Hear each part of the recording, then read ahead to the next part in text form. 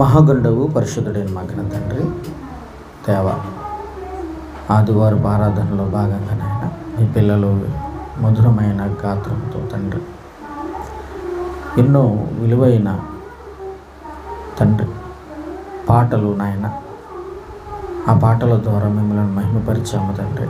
మీకు వందనాలు, స్తోత్రాలు తండ్రి. వాక్యంలో మీరుండండి, చెబుతున్న నాకు సమయోచితమైన జ్ఞానాన్ని ప్రసాదించండి.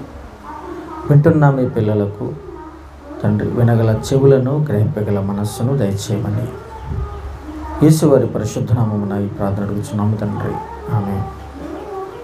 ప్రేమన దేవుని పిల్లారా, చేరువచ్చిన మీ అందరికీ ప్రభువైన యేసుక్రీస్తు వారి వందనాలు. మరి రాజన్నయ్య గారికి నా ప్రత్యేక వందనాలు. ప్రియులరా, మరి ఇప్పటి వరకు ఎంతో మంచి పాటలు పాడి దేవుణ్ణి మహిమపరిచాము.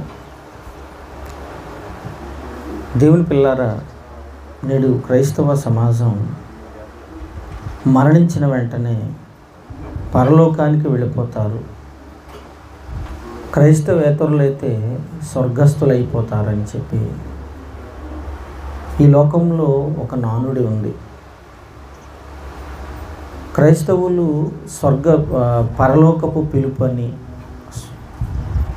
ఏమంటే మహిమ ప్రవేశం అని మరణించిన వారికి మనం బ్యానర్లు కట్టడం మనం చూస్తూ ఉంటాం. అసలు చనిపోయిన వెంటనే పరలోకం వెళ్ళిపోతారు అని ఎలా వీళ్ళకు తెలుసు? చనిపోయిన వెంటనే పరలోకం వెళ్ళిపోతారు అని వాళ్ళకి ఎలా తెలుసు? క్రైస్తవులు కావచ్చు, క్రైస్తవేతరులు కావచ్చు. మరణించిన వెంటనే శరీరంలోంచి వెళ్ళిపోయేది ఏంటి అంటే ఆత్మ, అంతే కదా? అంటే ఆత్మ ఎలాంటిదంటే మరణించిన వెంటనే ఎవరికీ కనపడకుండా మాయమైపోద్దండి, వెళ్ళిపోద్ది. ఆ వెళ్ళిపోయిన ఆత్మ పరలోకం వెళ్ళిపోయింది అని ఎలా నిర్ధారణ చేసుకుంటారు? ఏమండి, అంటే వేరే లోకంలోకి వెళ్ళింది అనుకోవడానికి లేదా? అంటే మరణించిన వెంటనే మనుషులు పరలోకం వెళ్ళడం అసంభవం, అసాధ్యం. అందుకనే ఈ పాఠం పెట్టాలి, చెప్పాలి. ఈ సమాజానికి కాస్త సమాచారాన్ని, మరణించిన తరువాత మనుషులు ఎక్కడికి వెళుతున్నారనేది కొంత సమాచారాన్ని ఇవ్వాలనే ఆలోచనతో బైబిల్ ఓపెన్ యూనివర్సెస్ వారు చక్కని పాఠాన్ని నిర్దేశించారు. అదే హేబేలు మొదలుకొని మరణించిన వారందరూ కూడా పరలోకం వెళ్ళారా. చాలా అద్భుతమైన పాఠం అండి అది. ప్రతి పాఠం మనకు ఒక గుణపాఠం. ఏమండి, క్రైస్తవ సమాజానికి కనువిప్పు కలిగించే అద్భుతమైన సందేశాలు ఈ పాఠాల్లో పొందుపరిచాడు మన ఆత్మీయ తండ్రి గారు, జయశైలి గారు. చూద్దాం ఒకసారి. హేబేలు మొదలుకొని మరణించిన వాళ్ళందరూ కూడా పరలోకం వెళ్ళారా లేదా అనేది ఒకసారి మనం ఆలోచిస్తే, ప్రియమైన దేవుని పిల్లారా, మనుషులు ఎలాంటి వాళ్ళు అంటే వారిపై ఉన్న ప్రేమతోటి లోకంలో ఎలా బ్రతికినా, ఎలా తిరిగినా చనిపోయిన వెంటనే పరలోకం వెళ్ళిపోయారు, మహిమ ప్రవేశం చేశారు, లేక స్వర్గస్థులైరాను అని వాళ్ళు అనుకుని ఫ్లెక్స్లు కట్టుకుంటూ, బ్యానర్లు కట్టుకుంటూ చేస్తూ ఉంటారు. ఎందుకంటే ఆ వ్యక్తి పైన ఉన్నటువంటి ప్రేమతో. మీకు మాట చెప్తానండి, అసలు దేవుని కొరకు బ్రతికే వారి స్థితే డౌట్గా ఉంటుందండి పరలోకం వెళ్ళడం అనేది. ఎందుకు తెలుసా? పరలోకం సాధించటం అనేది చాలా కష్టం, చాలా కష్టం. యేసుక్రీస్తు వారే అన్నారు, ఏమన్నారు ఆయన? ఇరుక ద్వారమున ప్రవేశింప పోరాడండి అన్నాడు. అంటే పరలోకం అనేది అంత సులువుగా వచ్చేది కాదు. దానికి చాలా ప్రయత్నాలు జరగాలి, పోరాటం జరగాలి. పోరాటమే.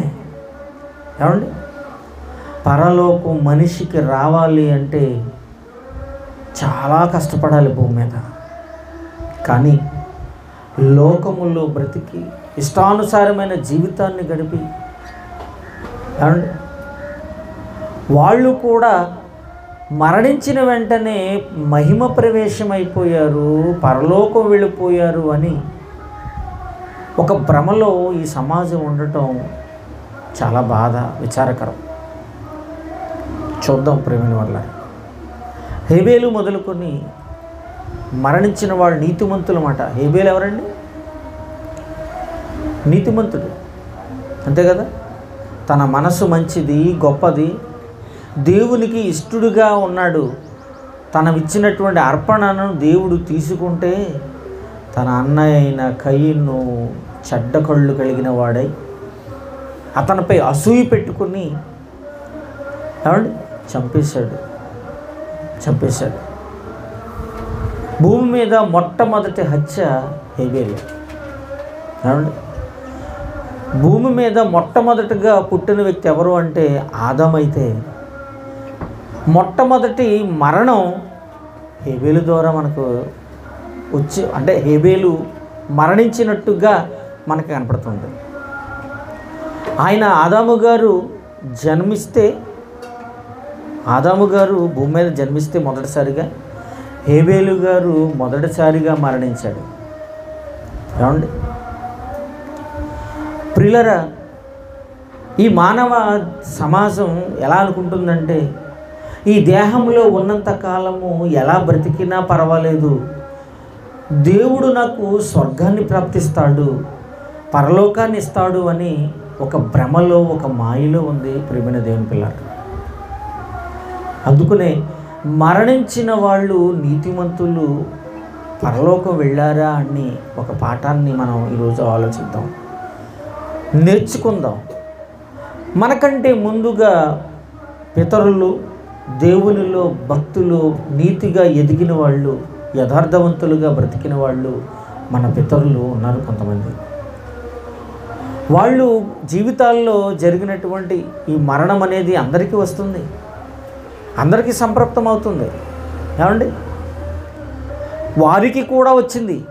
కానీ వాళ్ళు పరలోకం వెళ్ళారా లేకపోతే ఎక్కడికి వెళ్ళారు అనేది ముందుగా మనం పరిశోధనాత్మకమైనటువంటి దృష్టితో మనం పరిశీలిస్తే వాక్యాన్ని ఆదికాండం చూడండి ఒకసారి.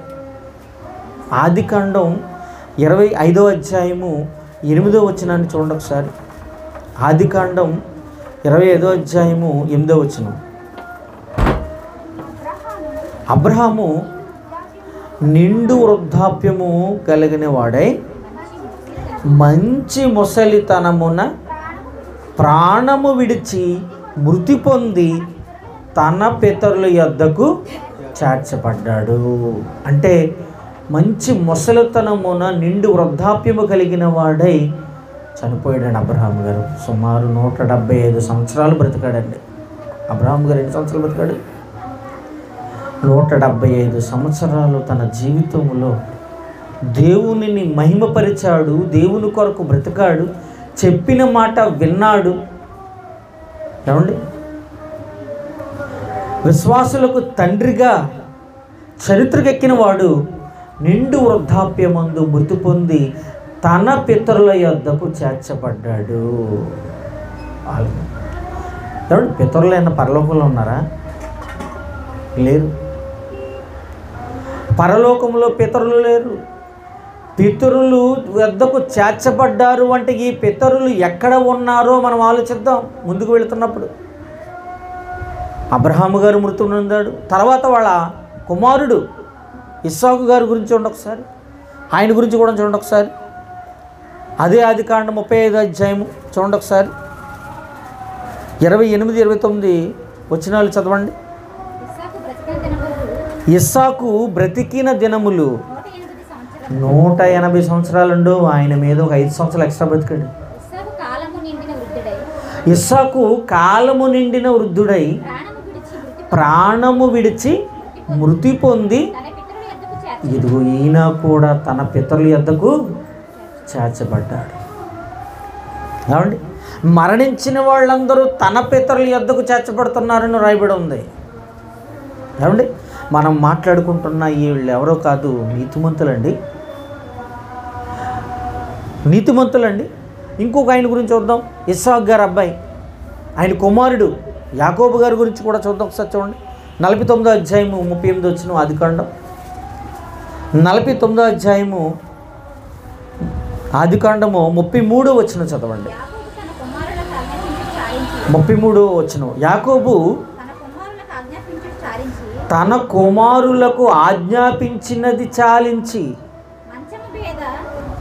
మంచము మీద తన కాళ్ళు ముడుచుకుని ప్రాణము విడిచి ఇదిగోండి తన స్వజనుల యొద్దకు చేర్చబడ్డాడండి. 147 సంవత్సరాలు బ్రతికాడండి యాకోబు.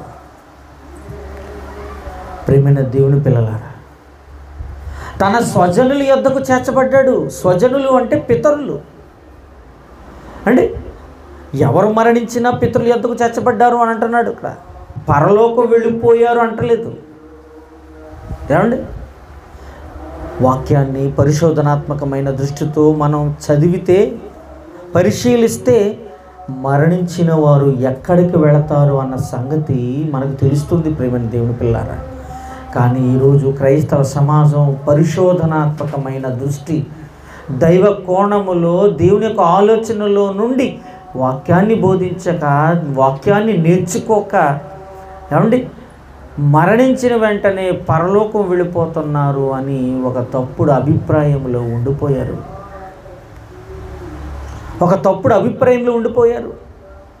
ఏమండి, మరొక మాట చూడండి ఒకసారి. ఏమండి, యాకోబు గారు మరణించి తన స్వజనుల యొద్దకు చేర్చబడ్డారు. ఏమండి, దావీదు గారి గురించి చూద్దామండి ఒకసారి. దావీదు గారండి, దేవునికి తన ఇష్టానుసారుడైన మనుష్యుడిగా బ్రతికి తన ఉద్దేశాలన్నీ నెరవేర్చేవాడు ఒక స్టేట్మెంట్ ఇచ్చాడండి దేవుడు దావీదు గారి విషయంలో. ఏమండి, అలాంటి దావీదు గారు మరణించాడు. మరణించిన తర్వాత ఏం చూడండి ఒకసారి, అక్కడికి వెళ్ళాడు. 13వ అధ్యాయం అపొస్తలుల కార్యములు 22వ వచనం చూడండి. అపొస్తలుల కార్యములు 13వ అధ్యాయం 22వ వచనం చూడండి. అపొస్తలుల కార్యములు, తరువాత అతనిని తొలగించి దావీదును వారికి రాజుగా ఏర్పరిచెను. మరియు ఆయన, నేను యెష్షయి కుమారుడనైన దావీదును కనుగొంటిని, అతడు నా ఇష్టానుసారుడైన మనుష్యుడు, అతడు నా ఉద్దేశములను నెరవేర్చును అని చెప్పి అతనిని గూర్చి సాక్ష్యం ఇచ్చాడు. ప్రియమైన దేవుని పిల్లలారా, దావీదు గారి గురించి. అలాంటి దావీదు గారు కూడా మరణించాడు. మరణించి ఎక్కడికి వెళ్ళలేదో చెప్తున్నాడు చూడండి ఒకసారి. 2వ అధ్యాయం 34 వచ్చిన చూడండి. అపొస్తలుల కార్యములు 2వ అధ్యాయం 34 వచ్చిన. అపొస్తలుల కార్యములు 2వ అధ్యాయము 34 వచ్చిన. దావీదు పరలోకమునకు ఎక్కుపోలేదు అంటున్నాడు చూడండి. దావీదు పరలోకమునకు ఎక్కిపోలేదు. అబ్బా, ఎక్కడికి ఎక్కలేదట? మరి ఎక్కడికి వెళ్ళాడు? ఏమండి, అబ్రహాం ఎక్కడికి వెళ్ళాడు? ఇస్సాకు గారు ఎక్కడికి వెళ్ళాడు? యాకోబు గారు ఎక్కడికి వెళ్ళాడు? దావీదు గారు కూడా ఎక్కడికి వెళ్ళాడు? ఏమండి చూడండి, మరి పరలోకానికి ఎక్కిపోలేదు అన్నాడు. మరి దావీదు గారు ఎక్కడికి వెళ్ళాడు చూద్దాం. అదే అపొస్తలుల కార్యములు చూడండి 17వ అధ్యాయం 33 వచ్చిన, 16వ అధ్యాయం 33 వచ్చిన అనుకుంటూ చూడండి ఒకసారి. చూడండి ఒకసారి. 13వ అధ్యాయం 13వ అధ్యాయము 36వ వచ్చిన చూడండి. అపొస్తలుల కార్యములు 13వ అధ్యాయం 30. దావీదు దేవుని సంకల్పము చొప్పున తన తరము వారికి సేవ చేసి నిద్రించి తన పితరుల యొద్దకు చేర్చబడ్డాడు. అబ్రహాము గారి దగ్గర కూడా అదే మాట. ఇస్సాకు గారు మరణించిన తరువాత అదే పితరుల యొద్దకు చేర్చబడ్డాడు. యాకోబు గారి దగ్గర కూడా ఆయన మరణించి స్వజనుల యొద్దకు చేర్చబడ్డాడు. దావీదు గారు మరణించి తన పితరుల యొద్దకు చేర్చబడ్డాడు. చూసారండి? అంటే ఈ పితరులందరూ ఎక్కడ ఉన్నారట? పరలోకంలో ఉన్నారా? ఒకవేళ పరలోకంలో ఉంటే దావీదు గారిని ఏమన్నాడు పైన 2వ అధ్యాయం 34 వచ్చిన అపొస్తలుల కార్యములు? దావీదు పరలోకమునకు ఎక్కిపోలేదు అన్నాడు. అంటే పితరులు అనేవాళ్ళు పరలోకములో లేరన్నమాట. అర్థమైపోతుందన్న ఏమండి? దావీదు దేవుని సంకల్పము చొప్పున తన తరమ వారికి సేవ చేసి నిద్రించి పితరుల యొద్దకు చేర్చబడ్డాడు. ఆ పితరులు ఎక్కడ ఉన్నారో మనం ఛేదించాలి. ఇప్పుడు పరలోకములు అయితే లేరు అన్న సంగతి మనకు అర్థమైపోయింది. ఎందుకంటే దావీదు పరలోకమునకు ఎక్కిపోలేదు. అపొస్తలుల కార్యములు 2వ అధ్యాయం 34 వచనం. ఏమండి? ప్రియమైన దేవుని పిల్లలారా, ఆలోచించండి. ఏమండి? అందుకునండి యేసుక్రీస్తు వారు మాటలు ఈ ప్రపంచానికి కోటలుగా ఏమండి ఎల్లలు దాటి అనేక హృదయాలను దోచుకుంది. ప్రియమైన దేవుని పిల్లలారా, ఎందుకంటే ఆయన చెప్పిన మాటలు వాస్తవాలు. ఆయన చెబితేనే వినాలి మనం.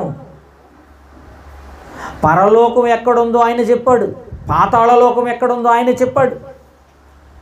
ఏమండి? పరలోకములో ఉన్న తండ్రిని కూడా బయలుపరిచింది ఆయనే. ప్రియమైన దేవుని పిల్లలారా, ఎందుకంటే ఆయన ఒకప్పుడు పరలోకంలో ఉండి వచ్చాడు కనుక ఇక్కడ ఆయన చెప్పిన మాట వినాలి. ఆయన చెప్పిన మాట వినాలి. ఆయన అంటున్న మాట చూడండి ఒకసారి. యోహాను సువార్త 8వ అధ్యాయం 48వ వచనం చూడండి ఒకసారి.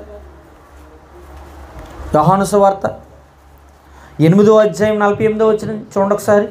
యేసు మాటనే సాక్షాత్తు ఆయన చెప్పిన మాటనే నమ్మలేని స్థితిలో ఈరోజు క్రైస్తవ సమాజం, క్రైస్తవేతరులు ఉన్నారు. ప్రేమైన వాళ్ళారా, ఆ యేసునే నమ్ముతారు, ఆ యేసు మాటను మాత్రం నమ్మరు. ఆ యేసుక్రీస్తు వారు మాటలు చూడండి ఏమంటున్నాడు. 8వ అధ్యాయం 48వ వచనం చూడండి. యోహాను సువార్త. అందుకు యూదులు నీవు సమరయుడును దయ్యము పట్టినవాడు అంటున్నారు చూడండి. ఏమండి? ఆయన మాటలు ఎంత మధురమైన మాటలండి, ప్రపంచాన్ని కదిలించాయండి. ఏమండి? రాతి గుండెను సైతం కరగదీసిన మాటలండి. అలాంటి మాటలు చెబుతున్న ఆయనని వీళ్ళు ఏమంటున్నారు? యూదులు ఏమంటున్నారు? దయ్యము పట్టినవాడు అంటున్నారు. చూసారా?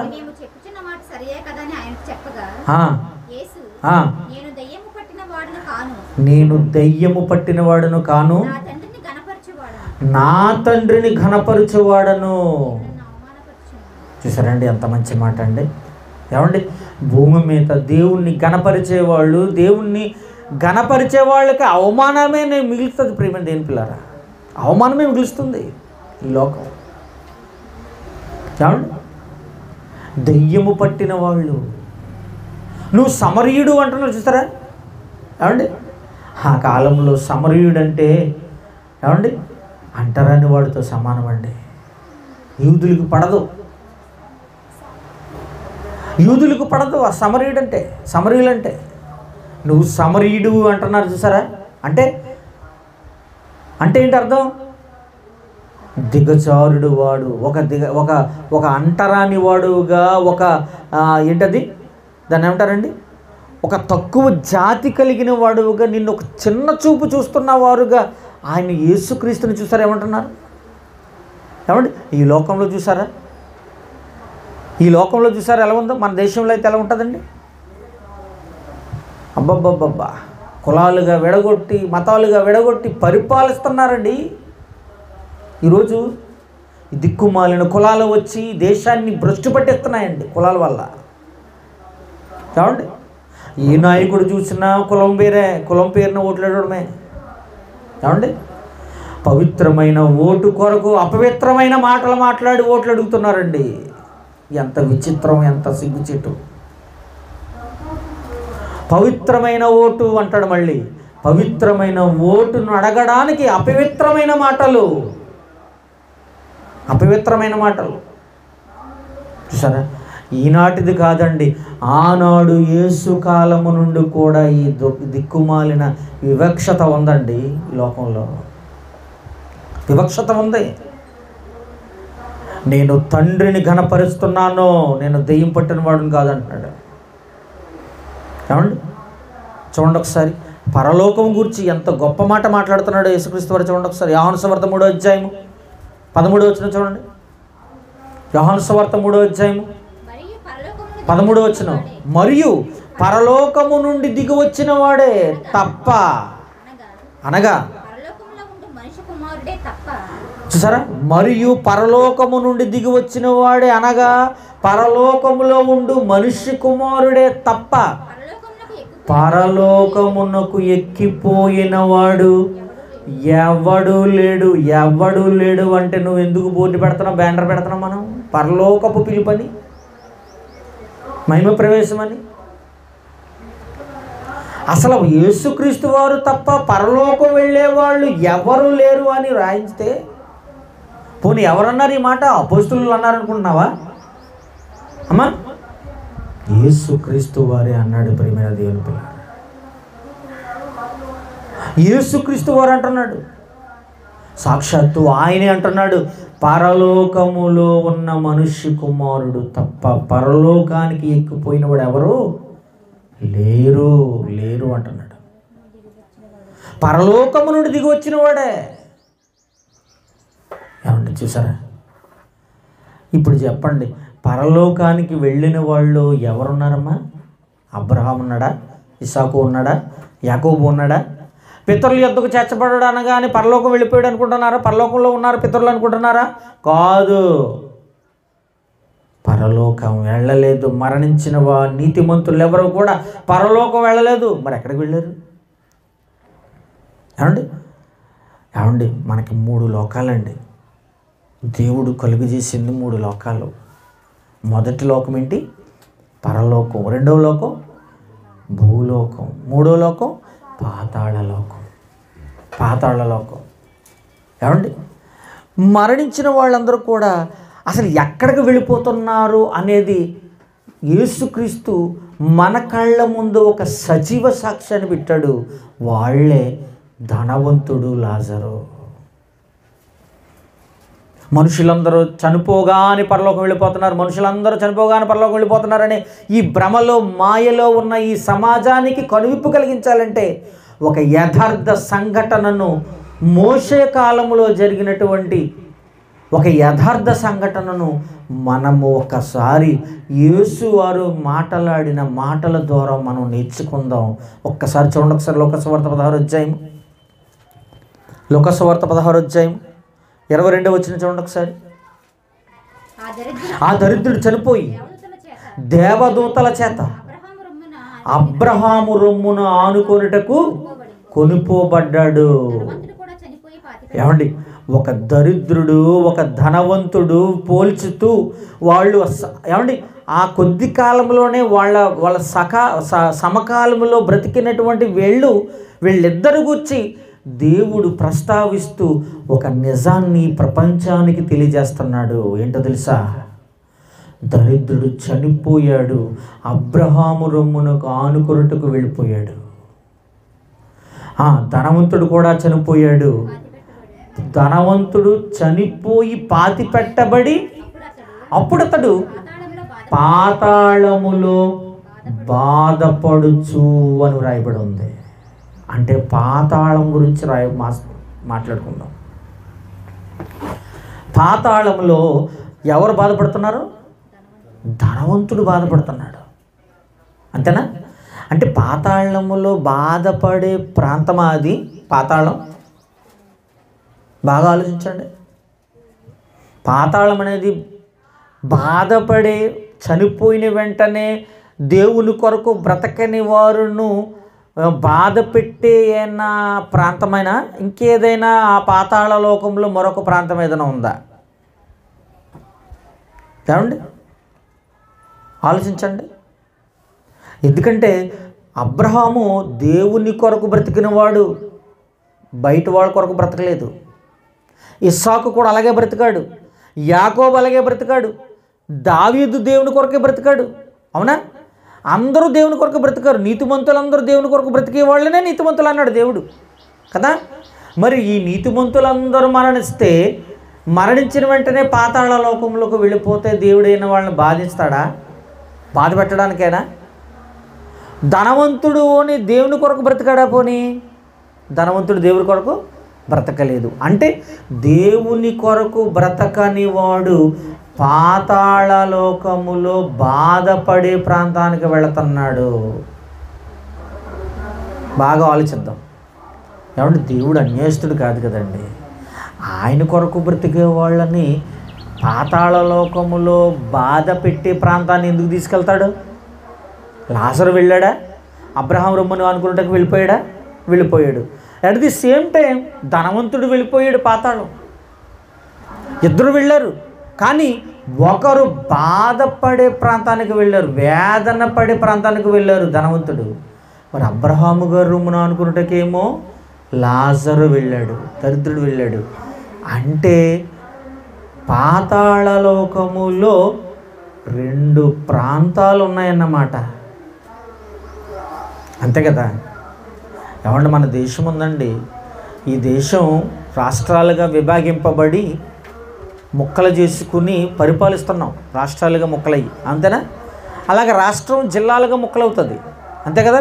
విడగొట్టి పరిపాలిస్తారు పరిపాలనా సౌలభ్యం కొరకు, అంతేనా? అలాగా ఏమవుద్దంటేనండి, పాతాళ లోకం అనేది ఒక లోకమైతే అందులో ఒక భాగం బాధపడే భాగం అన్నమాట, వేదన పెట్టే భాగం. మరొక చోటు నెమ్మది పొందే చోటు అన్నమాట. ఏమండి, ఆ దరిద్రుడు చనిపోయి అబ్రహాము రొమ్మును ఆనుకుంటుకు వెళ్ళిపోయాడు అని రాయబడి ఉంది. విన్నామా? అవును విన్నాం. అబ్రహాం గారు ఇప్పుడు ఎక్కడున్నాడు? పాతాళ లోకంలో ఉన్నాడు. తమ పితరుల యొద్దకు చేర్చబడిను అని రాయబడి ఉంది. ఇందాక విన్నామా ఆ ఆదికాండంలో? ఇప్పుడు అదే అబ్రహాము రొమ్ముకి ఎవరు వెళ్ళారు? లాజరు వెళ్ళాడు. ఇప్పుడు అబ్రహాము గారు పితరులు ఉన్న చోటు ఉన్నాడు, ఆ పితరులు ఉన్న చోటు పాతాళ లోకం అన్నమాట. ఆ పాతాళ లోకములో మరొక భాగములో నెమ్మది పొందు ప్రాంతం ఉందన్నమాట. అర్థమవుతుందండి? పాతాళ లోకంలోనే నెమ్మది పొందు ప్రాంతములో ఉన్నాడు ఎవరు? అబ్రహాము. ఆ అబ్రహాము రొమ్మును అనుకున్నట్టుకే లాజరు వెళ్ళాడు. చూసారండి? ఏమండి, పోనీ నెమ్మది పొందు ప్రాంతానికి దేవుడు మరొక పేరు ఏదైనా పెట్టాడా? మనకు అర్థం అవ్వాలంటే నెమ్మది పొందు ప్రాంతం అనుకుంటున్నాం కదా, మరొక పేరు ఏమైనా ఉందంటే చూద్దామా మాట. చూడండి ఒకసారి, ఎక్కడుందో. లోకాసు వార్త 23:43 చూడండి ఒకసారి. లోకాసు వార్త 23:43 చూడండి ఒకసారి.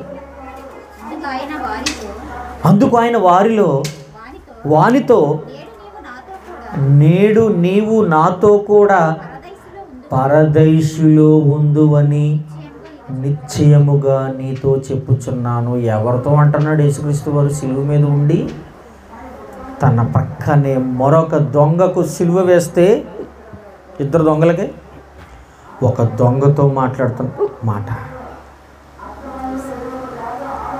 ఏమండి, ఆ దొంగతో ఏమంటున్నాడు?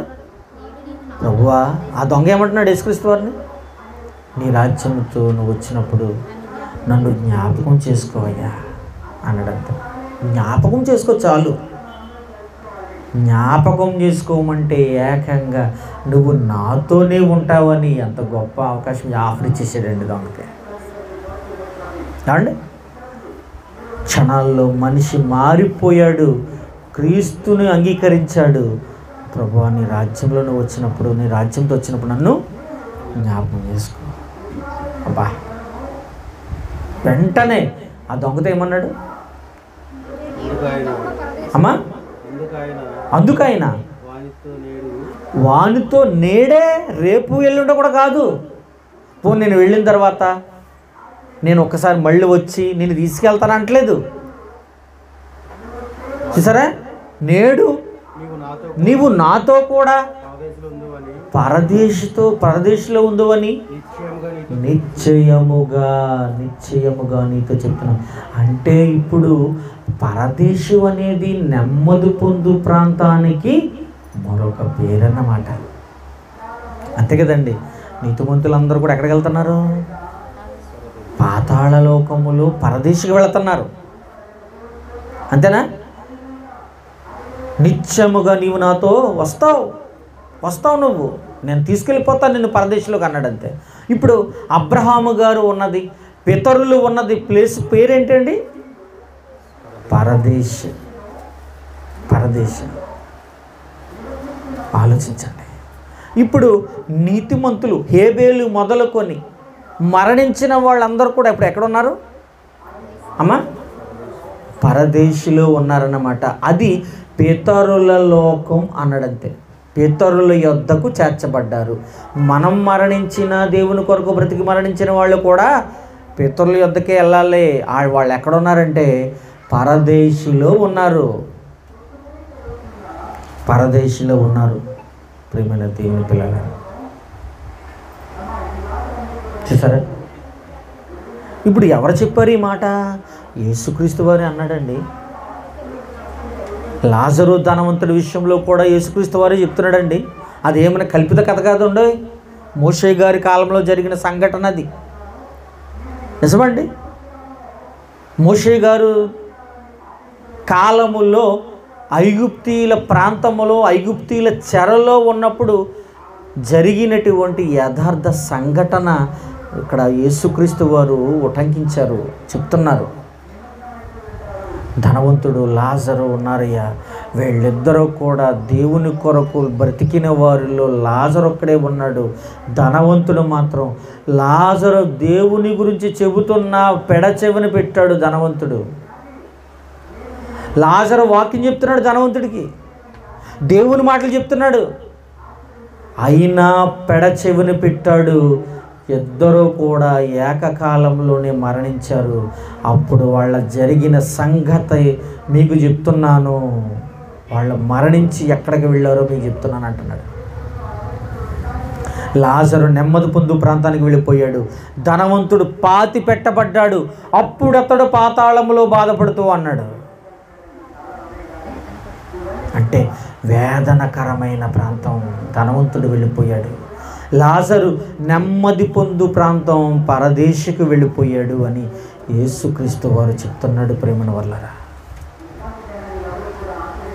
యేసుక్రీస్తు వారండి కల్పితాలు, పిట్టకథలు అలాంటి చెప్పడం ఎందుకు తెలుసా? ఉన్న వాస్తవాలు ఉపమాన రీతిగా ఆయన మాట్లాడినా నిజాలే చెప్తాడండి ఆయన. నిజమండి. చూసారా? ఏమండి? యేసుక్రీస్తు వారు కూడా మరణించిన వెంటనే పరలోకం వెళ్ళిపోయాడు అనుకుంటున్నారా? దొంగతో ఏమన్నాడు? నీవు నాతో నేడు పరదేశిలో ఉంటావంటే ఆయన కూడా ఎక్కడికి వెళ్ళాడు? పాతాళం లోకములో ఉన్నటువంటి పరదేశికి వెళ్ళాడు. అబ్రహాము గారి దగ్గరికే వెళ్ళాడు. అబ్రహాము గారు ఉన్న చోటకే వెళ్ళాడు యేసుక్రీస్తు వారు. అర్థమవుతుందండి? చూడండి మాట. యోహాను సువార్త 20:17. యోహాను సువార్త 20 నేను ఇంకను తండ్రి వద్దకు ఎక్కిపోలేదు అంటే ఏంటి? ఆయన మరణించి పరదేశికి వెళ్ళి మరలా భూమి మీదకి వచ్చి అప్పుడు మాట్లాడండి. మీకు అర్థమవుతుందండి? యేసుక్రీస్తు వారు అంటున్నాడు చూడండి ఆమెతోటి. యేసు ఆమెతో నేను ఇంకను తండ్రి వద్దకు పోలేదంటే ఈ తండ్రి ఎక్కడున్నాడు? పరలోకములో ఉన్నాడు. అంతే కదమ్మా. తండ్రి ఎక్కడున్నాడు? పరలోకంలో ఉన్నాడు. నేను పరలోకం వెళ్ళలేదమ్మా ఇంకా అంటున్నాడు. చూసారా? అంటే పరదేశికి వెళ్ళి 3 రోజులు అక్కడ ఉండి మరలా భూమి మీదకి వచ్చాడు. ప్రేమైన దేవుని పిల్లలు వచ్చాడు. శిష్యులకు కనబడ్డాడు, ఎన్నో విషయాలు చెప్పాడు. వాళ్ళు భోజనం పెడితే భోజనం తిన్నాడు, చేపలు తిన్నాడు, రొట్టెలు తిన్నాడు. ఏమండి? చూసారా? అంటే యేసుక్రీస్తు వారు కూడా మరణించిన వెంటనే ఎక్కడికి వెళ్ళారు? పరదేశికి వెళ్ళాడు, పాతాళం లోకంలో ఉన్న పరదేశికి వెళ్ళాడు, పరలోకం వెళ్ళలేదు. అర్థమవుతుందండి? కాబట్టి ఇంకో మాట చెప్పమంటారండి, చనిపోయిన వెంటనే పరలోకం అందరూ వెళ్ళిపోతుంటే ఇక యేసుక్రీస్తు వారు ఎందుకండి? ఆయన రెండవ రాకడ ఎందుకు చెప్పండి? అంతేనా? నేను వెళ్ళి స్థలాలు సిద్ధపరిచి నేనున్న చోటికి మీరుండిలాగన నేను అన్నిటినీ సిద్ధపరిచి నేను మరలా వచ్చి మిమ్మల్ని తీసుకువెళతానని మా యోహాను సువార్త 14వ అధ్యాయంలో మొదటి వచనాల నుండి 6-7 వచనాలు ఇవన్నీ చదువుకుంటూ ఉంటుంది అక్కడ. అవునా? ఉంటుందా ఉండదా? నేను వెళ్ళి వస్తానన్నాడు, శిష్యులను ఉద్దేశించి మాట్లాడాడు. ఇవన్నీ క్రైస్తవులకు తెలియదంటారా? చెప్పండి. క్రైస్తవ సమాజానికి తెలియదంటారా? చెప్పండి. ఆలోచించండి ప్రియమైన దేవుని పిల్లలారా. ఏమండి? అందుకనేనండి యేసుక్రీస్తు వారు పరలోకానికి వెళ్ళే ముందు పాతాళలోకము నుండి భూమి మీదకు వచ్చి శిష్యులకు కనబడి అన్ని విషయాలు చెప్పి సజీవ సాక్ష్యాలుగా చూపించి మరణించిన తరువాత బ్రతుకుంది, చనిపోతే బ్రతుకుంది. మరొక లోకముంది, అదే పరలోకం, మనమందరం వెళ్ళవలసిన లోకం అదే అని ఉదాహరణగా దేవుడు యేసుక్రీస్తు వారిని చూపించి ఆయన మరలా వెళ్ళిపోయాడండి వాళ్ళందరికీ చెప్పి. అపొస్తలుల కార్యములు 1వ అధ్యాయము ఉంటుంది మాటలన్నీ. కాబట్టి 9వ వచనం ఆలోచించండి. మరి ఈ మాటలేమి పట్టలేదా? కనబడ్డలేదా? మరణించిన వెంటనే పరలోకం వెళ్ళిపోతారా? చెప్పండి. ఏమండి? మీకు మాట చెప్పమంటారండి, యేసుక్రీస్తు వారు 2000 సంవత్సరాల క్రితం భూమి మీదకు వచ్చి మనందరి కొరకు మరణించి వెళ్ళిపోయి పరలోకం వెళ్ళిపోయినా అంతకుముందు మరణించిన పితరులు ఉన్నారు చూసారా? మనం ఇప్పటివరకు మాట్లాడుకున్నాం.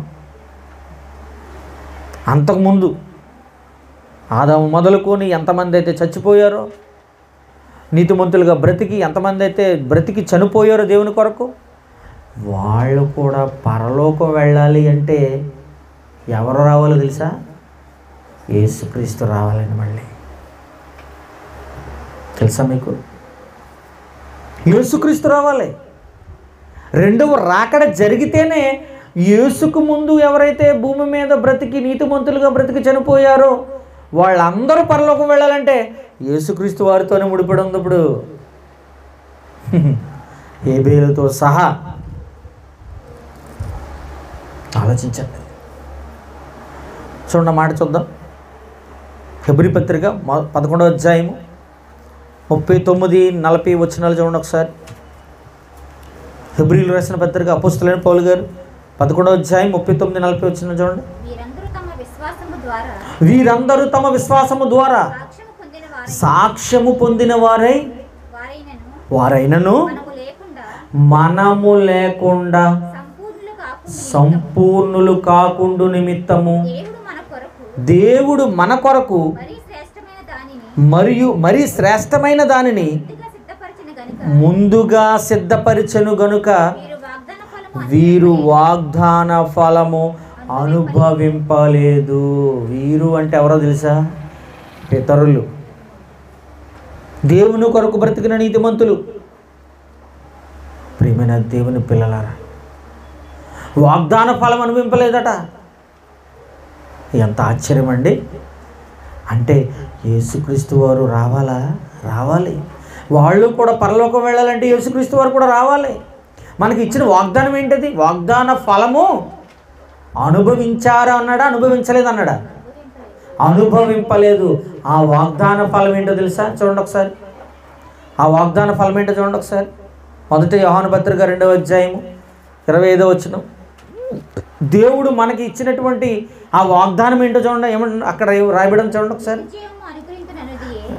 1 యోహాను పత్రిక 2వ అధ్యాయం 25వ వచనం. నిత్య జీవము అనుగ్రహించుననుదనియే ఆయన తానే మనకు చేసిన వాగ్దానము. ప్రియమైన దేవుని పిల్లారా, నిత్య జీవం అంటే ఏంటో తెలుసండి? పరలోకం అండి. నిత్యము జీవించే లోకం పరలోకం. ఆ పరలోకం మనకి దేవుడు ఏం చేస్తున్నాడు? వాగ్దానం చేశాడు.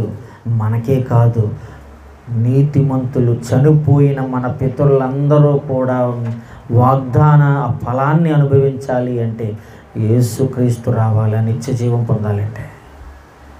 అప్పటి వరకు వాళ్ళు ఎక్కడ ఉండాలి? పాతాళ లోకములో, పరదేశిలో ఉండాలి. పాతాళ లోకములో, పరదేశిలో ఉండాలి ప్రియమైన దేవుని పిల్లలారా.